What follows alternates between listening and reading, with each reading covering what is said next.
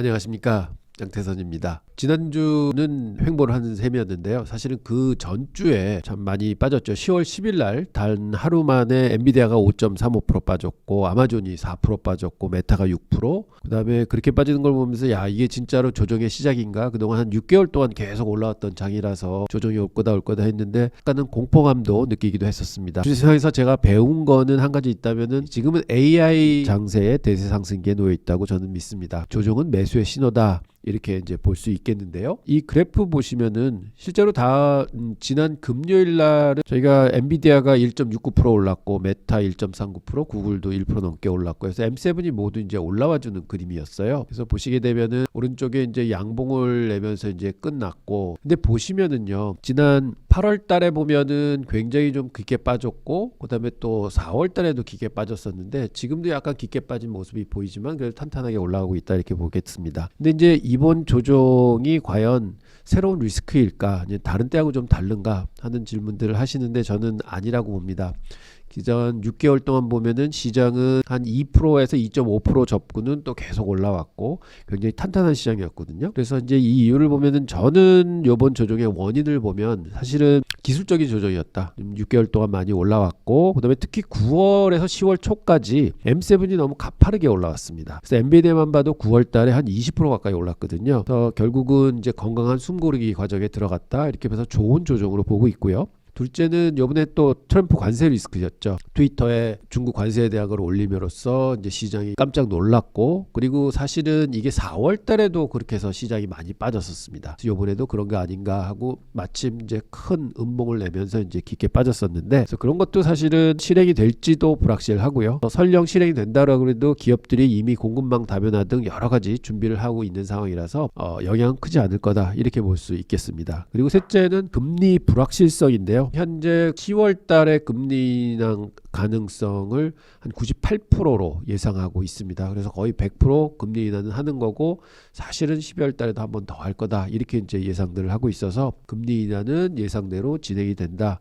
그래서 이러한 것들이 사실은 시장을 많이 받쳐주는 요인이 아닌가, 이렇게 보고 있습니다. 더 좋은 점도 있어요. 2000년도 비교해서 많은 분들이 이제 지금도 그때하고 똑같다, 이제 버블이 왔다 하는데, 그때 당시하고 지금 많이 차이가 나는 점은 기업들이 사실은 돈을 많이 벌고 있습니다. 지금 보면은 마이크로소프트 코파일럿, 뭐 메타의 라이반 AI 글래스, 구글의 제미나이, 이런 것들이 실제로 매출을 만들고 있습니다. 이건 정말 큰 차이죠. 그래서 지난 10년간 맥세븐의 매출 성장세입니다. 보시면은 모든 7개 회사들이 10년 동안 매출이 꾸준하게 늘어와 있고요. 그래서 더욱이 2023년 이후를 보게 되면 더 이제 성장 속도가 이제 가파르게 올라오는 이제 느낌을 느낄 수가 있으세요. 아, 역시 AI로 인해서 계속 성장을 하는구나 하는 걸 보실 수가 있으시고요. 또 요거는 순이익입니다. 순이익을 보다 지난 10년 동안 지속적으로 상승하고 있습니다. 2023년 이후 더 상승 속도가 이제 빨라지고 있는데요. 결국은 매출과 순이익이 성장을 지속하고 있다. 그러니까 주가는 당연히 올라야 된다 하는 공식이 이제 성립이 됩니다. 그리고 둘째, 밸류에이션 보면은 이것도 굉장히 합리화되어 있습니다. 작년 이맘때만 해도 너무 주가가 비싸다, 이런 우려가 많이 나왔었는데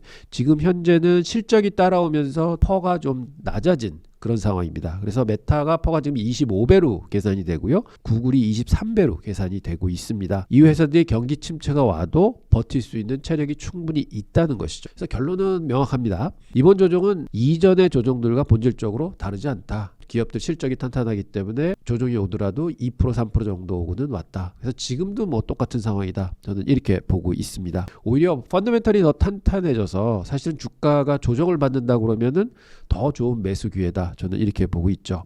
물론 단기적으로 추가 변동성은 있을 수 있습니다. 왜냐하면 연말로 들어가면은 펀드가 리밸런싱을 한다든지 여러 가지 이벤트가 나올 수 있기 때문에 단기적인 흔들림은 있지만 계속 이제 상승 추세는 이어갈 거다. 결국은 용기를 낼 때다, 이렇게 말씀드리겠습니다. 명확한 이유가 있습니다. 골드만삭스든 뭐 모건 스탠리든 이 회사들은 스트롱 바이를 외칠 때는요, 단순히 주가가 떨어졌기 때문에 외치는 게 아니라 숫자를 봅니다. 캐시플로가 잘 나오는지, 그리고 무엇보다 미래 수익성이, 가시성이 있는지, 이런 걸 보게 되는데요. 월스트리트 낙관론의 3가지 핵심 근거를 말씀을 드리겠습니다. 첫째, 실적이 기대를 압도하고 있습니다. 3분기 실적 시즌을 보시면 마이크로소프트 마이크로소프트는 아주 클라우드 성장률이 33%를 기록했고요. 시장은 28%를 예상했는데 벌써 5%포인트나 더 초과 달성했죠. 메타는 광고 매출이 19% 증가했고 무엇보다 영업이익률이 43%까지 올라갔습니다. 제조업 평균이 한 10% 안팎인데 그걸 생각하면 아주 경이로운 성과라고 볼 수 있죠. 엔비디아는 더 적극적입니다. 데이터 센터 매출이 전년 대비해서 427% 폭증했는데 이거는 4배가 넘게 뛴 겁니다. 이게 버블일까요? 결코 아니죠. 이건 실제 수요가 그렇게 커졌다는 거고요. 그래서 결국은 오픈 AI, 마이크로소프트, 구글, 메타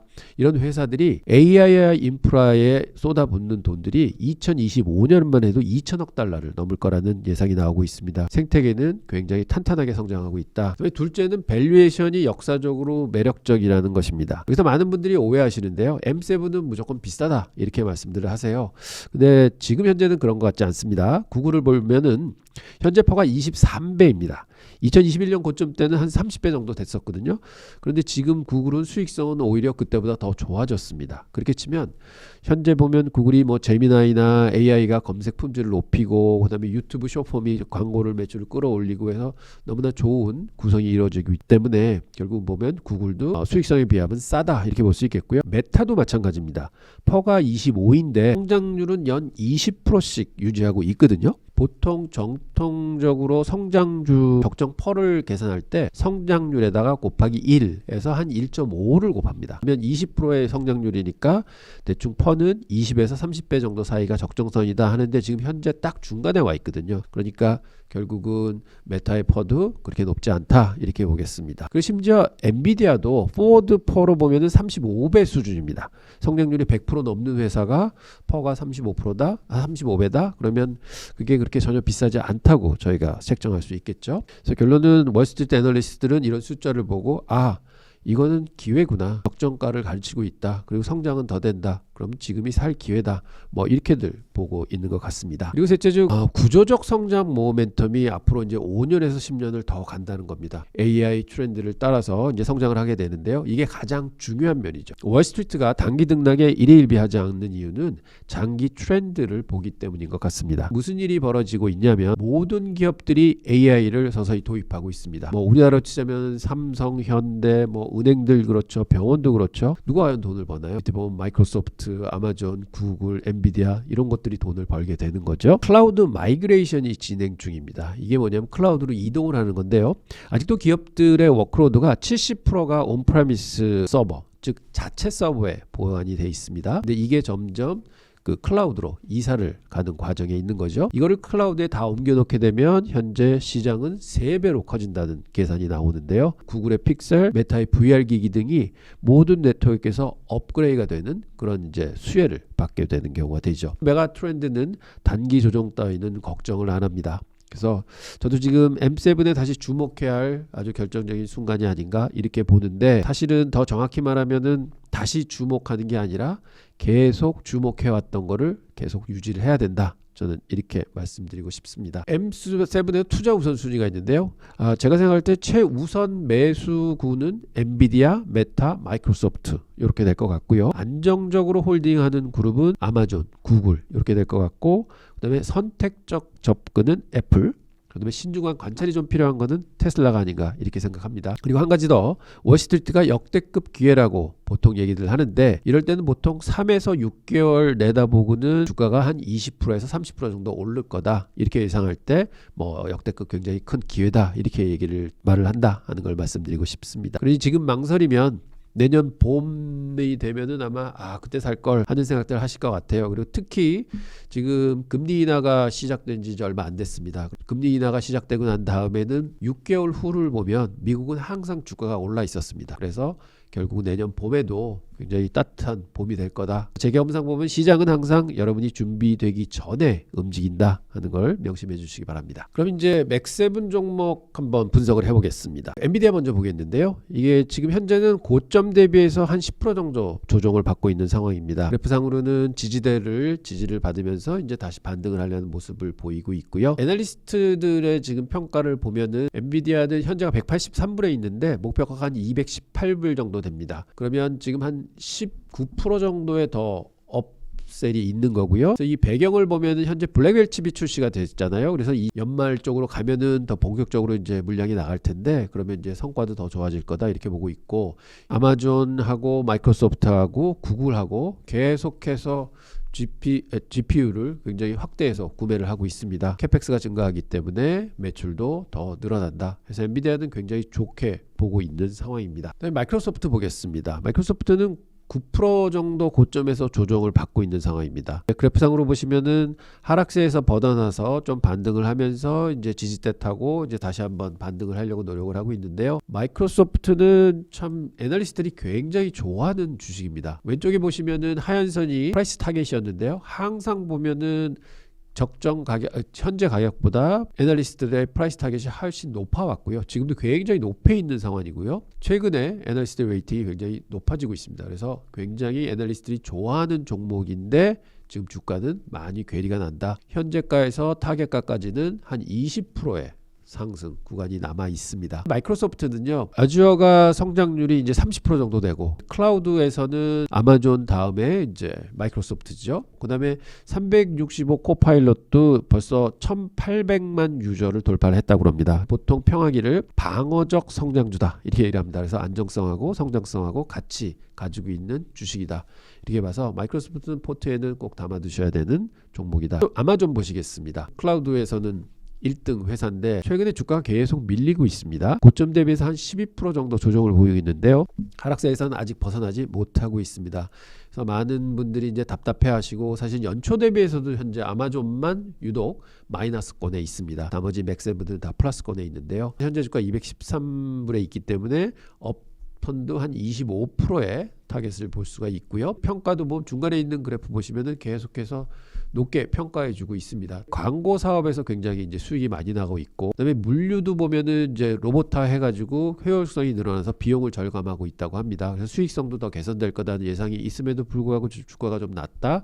그래서 아마존도 저점 매수하기에는 지금 굉장히 좋은 때가 아닌가 또 이렇게 생각해 봅니다. 그다음에 메타입니다. 메타도 고점 대비해서 한 13% 정도 조정받고 있습니다. 지지대에서 이제 머물러서 유지하고 있는데 여기서 저는 메타를 굉장히 이제 좋게 보고 그래도 맥세븐 종목 중에서는 가장 저평가되어 있지 않나 이렇게 생각하는 종목이라서 그리고 현재 지지대를 많이 횡보를 하고 있습니다. 계속해서 이제 수익 상승 해오고 있고요. 중간에 보시면은 레이팅도 항상 가장 높았습니다. 그래서 애널리스트들이 굉장히 좋아하는 종목. 애플에 있는 비전 프로에 비해서도 훨씬 더 효용성이 있는 상품이다 이렇게 이제 평가받고 있고요. 현재 인스타그램, 릴스 이런 쪽에서 굉장히 폭발적인 성장이 있고 그다음에 라마 AI도 경쟁력이 있다 이런 얘기들이 많이 나오고 있죠. 그래서 현재 716불인데 목표가는 868불 정도 된다. 그래서 800불은 훌쩍 넘길 수 있는 영향력을 가지고 있는 주식이다 이렇게 말씀드리겠습니다. 그 다음에 구글입니다. 보시면 구글도 좀 빠졌다가 다시 반등을 해서 거의 역사적 고점에 와 있습니다. 애널리스트의 평가도 굉장히 높게 있고요. 최근 들어서 구글이 애널리스트 레이팅이 많이 올라왔습니다. 현재는 253불에 있는데 목표가 252불, 그래서 거의 목표가에 와 있는 상황입니다.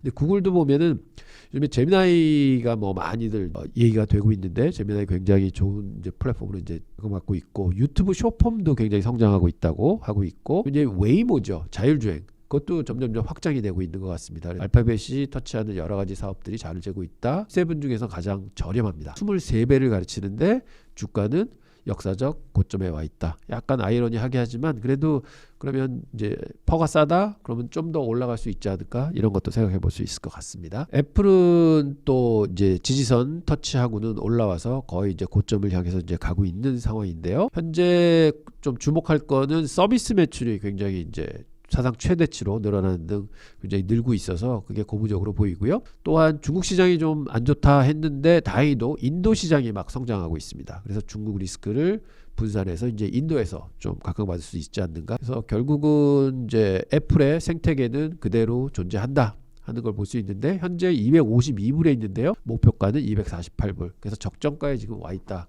보고 있습니다. 꾸준한 성장을 하는 거지 그렇게 큰 폭의 성장 그런 건 없다. 그러니까 단지 이제 전화기를 만드는 회사로 전락하고 있는데 그래도 이 전화기가 무슨 작용을 하냐면 많은 회사들이 AI를 만들고 그럼 그 AI를 이제 실어주는 사실은 마켓플레이스 역할을 하는 거죠. 애플의 비즈니스 모델은 결국은 AI 플랫폼들을 좀 이렇게 깔아주는 그 마켓플레이스 역할을 하는 게 아닌가 이렇게 볼 수 있는 주식입니다.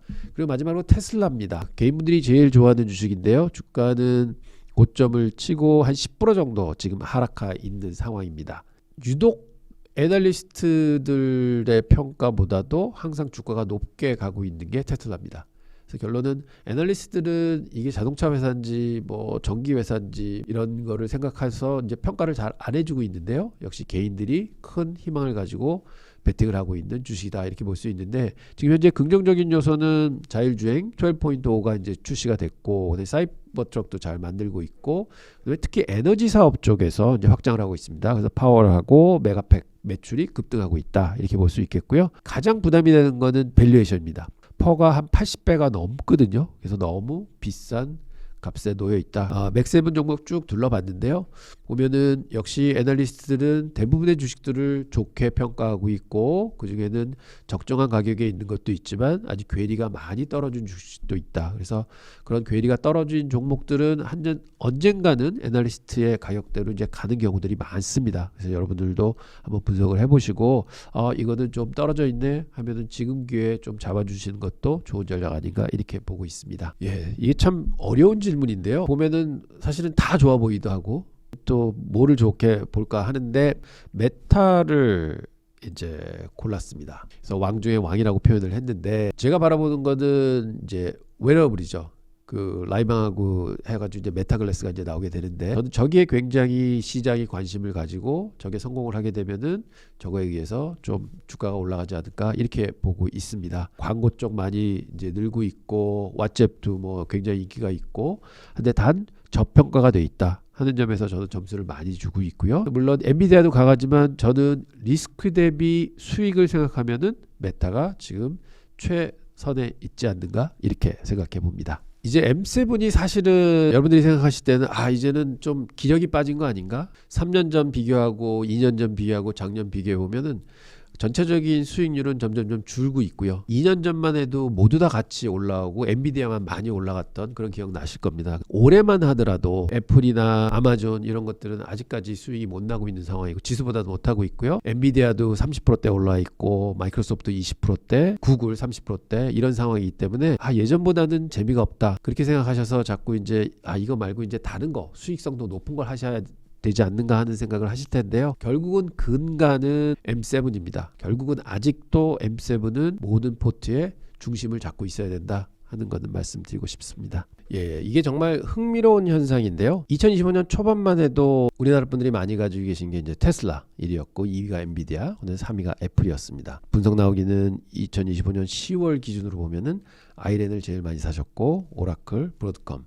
근데 오라클 브로드컴은 사실 그 전에도 좀 사셨던 종목이라서, 그리고 이제 반도체를 이끌어가는 이제 종목으로 이제 나왔기 때문에 뭐 이해가 되는데, 아이렌은요 사실은 굉장히 작은 종목이거든요. 사실은 올해 500%가 올랐지만 이런 현상이 나오는 거는 결국은 보면 첫째는 M7에 대한 피로감. 엔비디아는 이미 다 올랐어. 그 다음에 테슬라는 너무 밸류가 부담돼 하는 식으로 약간은 이제 M7에 너무 익숙해지신 그런 피로감이 있는 것 같고요. 두 번째는 M7들이 수익률이 예전에 비해서는 많이 이제 감소를 했습니다. 왜냐하면 이제 덩치가 커지다 보니 되게 많이 이제 감소를 했고, 그러면은 고수익을 추구하는 측면에서는 좀 이렇게 저렇게 좀 중소형주들이라든지 이런 쪽에서 훨씬 높은 수익률을 좀 추구하려고 이제 하시는 것 같고, M7만으로는 좀 부족하다. AI를 중심으로 해서 더 다변화된 포트를 가져가야 된다 하는 다변화 전략도 좀 이제 피로도가 늘어난 것 같고요. 그다음에 이제 네 번째로 보면은 중소형주의 반등입니다. 이게 한번 그래프 보시면서 이 상황을 한번 보면요. 금년 초서부터 7월 말까지 이게 S&P 500 지수하고 러셀 2000, 즉 소형주 지수죠. 이게 이제 쭉 움직여온 행적이에요. 보시면 처음에 시작해서 중반을 넘어서 이제 7월까지 올 때 보면은 괴리가 많이 벌어집니다. S&P는 6%가 오르고 있는데 러셀 2000은 한 3% 정도 빠지고 있죠. 그래서 9%의 갭이 납니다. 소형주들이 많이 못 올랐었죠. 그러다가 이제 8월이 되면서 이제 금리 인하한다. 그러면 소형주들도 못 올랐으니까 이제 좀 반등을 해야 된다 하는 분위기가 생기면서 8월 1일부터 지금까지는 사실은 중간에 많이 벌어질 때는 7.6%까지 소형주 지수가 앞서갔었고요. 지금은 5.5%에 머물러 있습니다. 그래서 결국은 8월서부터 지금까지는 중소형주가 훨씬 많이 올랐다 하는 분위기가 있었거든요. 아이렌이라는 기업, 많은 분들이 뭐 제2의 엔비디아다 이렇게 이제 희망을 가지시는데 사실은 그러기에는 약간 이제 체급차가 나는 것 같고요. 근데 이제 연초 대비해서 이게 500%나 올랐습니다. 그럼 이게 무슨 회사냐 하면은 원래는 채굴업을 했던 업체였죠. 그러다가 최근 AI 클라우드 사업으로 이제 전환을 합니다. 그 전기를 갖다 써야 되잖아요. 그거를 신재생 에너지에서 전기를 갖다 씁니다. 그래서 시장이 보기에는 코인도 해, 클라우드도 해, 거기다가 신재생 에너지도, 그러니까 뭐 다 좋아 보이는 거죠. 그거에 순응해서 굉장히 많이 올라왔다 이렇게 보겠고요. 현재는 60불에 있습니다.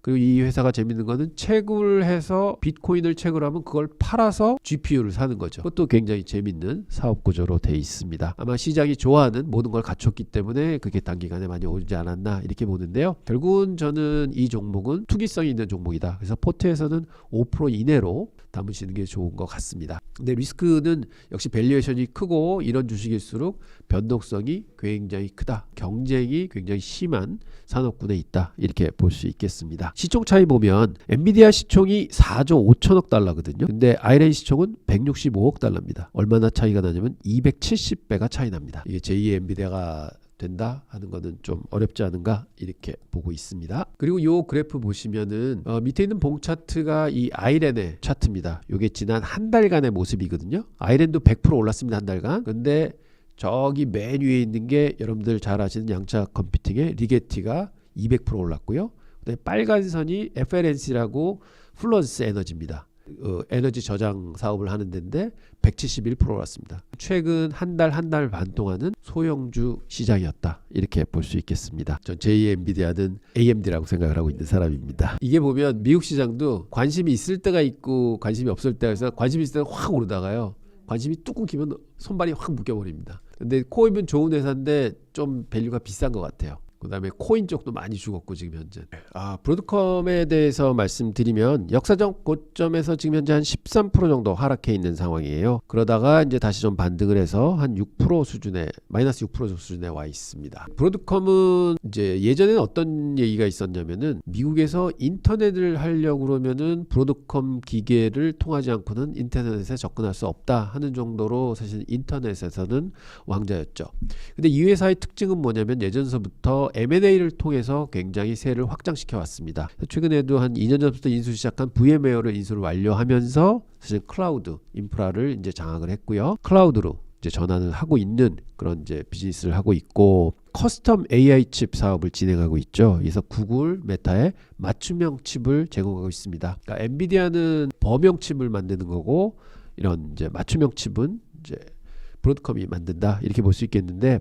그리고 네트워킹 장비도 뭐 5G, 와이파이 7 이런 거 수혜를 받고 있고 월스트리트 애널리스트의 목표가는 지금 한 386불 정도 나오는데 현재 주가가 349불이니까 거의 목표가 수준에 와 있다. 보면은 엔비디아의 든든한 2인자가 아닌가 이렇게 있는데 최근에 단기적으로 주가가 많이 올라와서 단기 과열은 좀 보인다 하는 거는 짚고 넘어갈 정도가 되는 것 같습니다. 사실 브로드컴은 계속해서 지속적으로 2024년서부터 애널리스트들이 레이팅을 계속 높여왔었습니다. 그래서 굉장히 좋은 주식이었고요. 최근 들어서 굉장히 많이 오르는 상황이고요. 타겟 프라이스에 근접하고 있다 이렇게 볼 수 있겠습니다. 그 다음에 이제 팔란티어입니다. 팔란티어는 고점에서부터 한 25% 정도 8월에 고점을 찍었었죠. 25% 정도 하락했다가 다시 역사적 고점을 근접하고 있는데 굉장히 횡보 장세를 보이고 있습니다. 그래서 이제는 밸류에이션 리스크가 너무 크다는 게 좀 이제 투자자한테 좀 부담이 되는 상황인 것 같고요. 그래서 횡보 장세에 있는데 팔란티어 한번 분석해 보면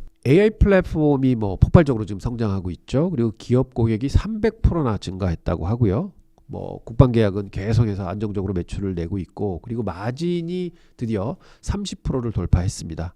그래서 성장도 하면서 마진도 높아진다. 그래서 굉장히 높은 밸류를 이제 받고 있는 거죠. 저는 사실 팔란티어는 AI의 마이크로소프트다 이렇게 생각해서 향후 마이크로소프트 같이 AI의 오퍼레이팅 시스템을 제공할 수 있는 그런 회사라고 생각하고 있어서 굉장히 좋게 보는데 지금 그런 것 때문인지 굉장히 폭가 높습니다. 그다음에 애널리스트들이 목표한 것보다도 지금 가격이 훌쩍 넘어 있습니다. 팔란티어는 애널리스트들이 목표한 것보다 가격이 앞서갔습니다. 왼쪽에 보시면 하얀 선이 애널리스트의 목표 가격이고 파란 선이 이제 시장의 가격인데, 그리고 애널리스트들이 그렇게 높게 평가는 안 했었어요. 소프트웨어 기업이 120배를 받고 이제 거래가 된다 하는 걸 인정을 못한 것 같았는데, 보면은 애널리스트의 레이팅 오른쪽에 나와 있는 그래프를 보시더라도 별 변화가 없습니다. 예전하고 지금이나 높이는 비슷하다. 팔란티어도 애널리스트들이 좋게 평가하기보다는 일반 투자자들이 굉장히 향후에 그 성장성을 내다보고 있는 주식이다. 그래서 결론은 이런 주식들은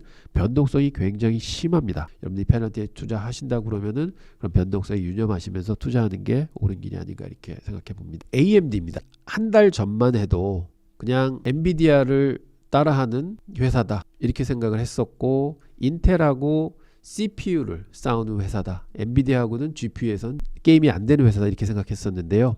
얼마 전에 오픈 AI하고 이제 계약을 맺었었죠.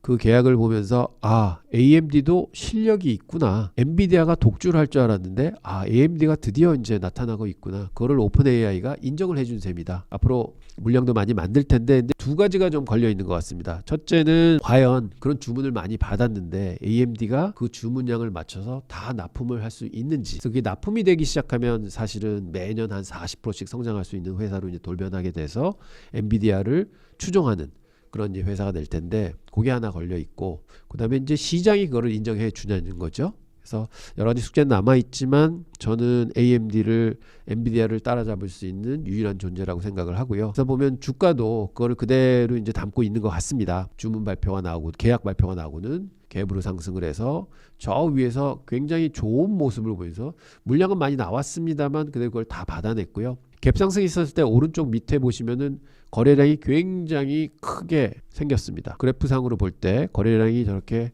역사적으로 크게 생겼다. 회사에 뭔가 바뀐 거거든요. 저는 AMD 굉장히 좋게 보고 있는데요. 보시면 지금 MI300 AI 칩을 이제 제공하게 되고, 드디어 엔비디아와 이제 경쟁을 할 수 있는 그런 회사로 자리매김을 했습니다. 또한 CPU 쪽에서도 봐도 30% 마켓시어를 돌파했기 때문에 인텔보다도 이제 앞서가고 있습니다.